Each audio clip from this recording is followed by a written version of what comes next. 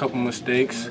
But I mean, that game's in the past, and you know, we have an opportunity to you know, get a big win on the road, and you know, they're a tough team, and we're you know, we're just focused on, you know, just getting this win. Do you look at it that way, possibly, you know, redeeming yourself from last year and 3 interceptions? I mean, not at this point, not with this team. You know, I think we've moved past everything that, you know, has happened to us in the past, and you know, right now we're all about, you know, leaving a legacy for, you know, the future Mountaineers, and you know, just, you know, doing our best, you know, and just living in the moment. Geno, from an individual standpoint, I mean, do you have something to prove? Because 5 sacks and 3 interceptions, was that your worst? Nah, it wasn't my worst game. I don't have anything to prove. That's over with. I mean, you know, I can't even, you know, try and dwell on that because, you know, the player that I am, you know, I'm not the same player that I was last year. So, you know, I'm just, you know, going to focus on, you know, getting this team ready to play. What was your worst game? Because that was at least number-wise. I mean, I don't know. Probably a couple of them. Probably being a runner for the worst game.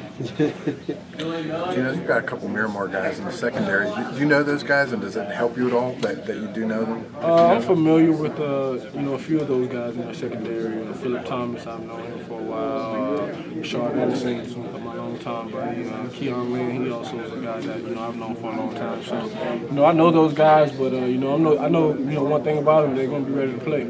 So we got to do the same. Does it help? Do you know so well that you might know their tendencies, or is it just sort of like? That's something that you know, we just, you know, we evaluate that on film. You know, someone's personality and, you know, the way they're on the field is, you know, 2 different things. So you know, from watching film, you know, I got a pretty good, you know what I think they're going to do, you know, how we can attack them, and you know, but it has nothing to do with, you know, my personal, you know, my personal relationship with them. But were you in school at the same time as any of those guys? At the same school? Yeah. I mean, briefly, Keon Lynn, but other than that, Geno, is it tough to move on from like a game you had last week, or what's your mindset when you move on game to game, even if you have a good one or bad? I mean, I never even dwell on it. You know, I watch it after the game, and you know, I just move past it because you know, each week's hard enough, and you know, we got a big opponent coming up. You know, we got to take it, you know, one step at a time. And Coach Hogerson is doing a great job at, you know, just beating that in our heads. And that's something that, you know, we're going to continue to do. You know, we're not going to focus on, you know, any outside, you know, distractions. We're going to, you know, make sure we work hard on the field and, you know, try and get a victory each time we step out, you know, facing our opponents. Obviously, you don't want to downplay your opponent, but they're also, you know, one of the bottom 10 in the country in pass defense.